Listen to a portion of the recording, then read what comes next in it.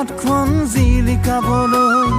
আহক ওলাই ৰাইজ ভোট দিবলৈ যোৰহাট মৰিয়নি তিয়ক তিতাবৰ উন্নয়নৰ বাটেৰে লৈ যাবলৈ দলে বলে নিজৰ ভোট দিবলৈ আহক ওলাই ৰাইজ ভোট কেন্দ্ৰলৈ গণতন্ত্ৰ ৰক্ষা কৰিবলৈ 9 এপ্ৰিলত ভোট কেন্দ্ৰলৈ আহক ওলাই যোৰহাটবাসী